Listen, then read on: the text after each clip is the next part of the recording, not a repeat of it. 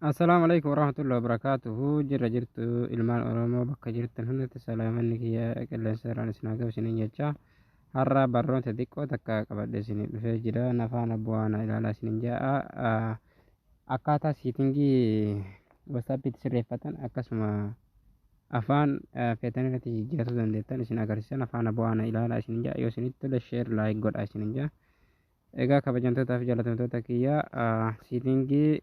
keessa seenuudhaan afaan barbaadan irratti deeffatuu fi akkasuma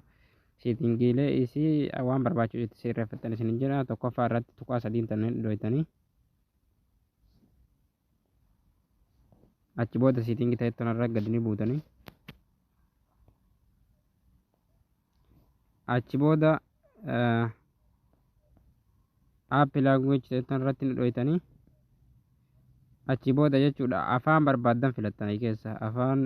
barbaadan keessa filattanii amaaraffi ni jira afaan barbaadan jechuudha nu amma afaan oromoo irratti deemfanna waan ta'eef akkanuma afaan bu'aana ilaalaa isiniin jira kono afaan oromoo irratti deebisee jechuudha haala kanaan afaan oromoo irratti deeffadha itti fayyadamaa isiniin jedha akkasuma jechuudha namoonni hedduun yoo isin akkana sagalee qabuuf deemtan sagalee isin hin qabu jechuudha sababni isaa siitingiin isaa itti hin sirroofne waan ta'eef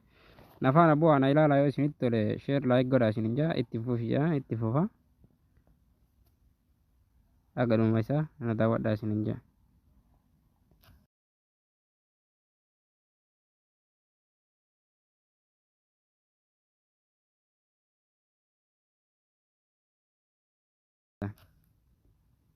afaan bu'aana ilaalaa isiniin egaa kabajamtoota fi jaalatamtoota kiyyaa siitingii keessa seenuudhaan guutuu isaa irratti sirreeffattan isiniin jira siitingii keessa seenuudhaan akkanatti kaameraa halluu godhattanii akkasuma deebii kana hunda isaa jechuudha lookeeshina gubbarratti halluu akkana halluu godhattan jechuudha muuziqii halluu akkasuma sagalee jechuudha halluu yoo inni akkana jiraate asirratti deebitan jechuudha akkachi booda sagaleen keessan isiniif deemuu danda'a akkanatti halluu godhattanii isiniin jira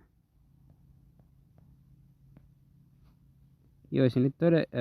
sheer laayik godhaa barnoota biraa ni haga walitti deebinutti nagaan nu tura isiniin jira sheer laayik godhaa sabiskiraayib godhaa isiniin jedha yoo isinitti tole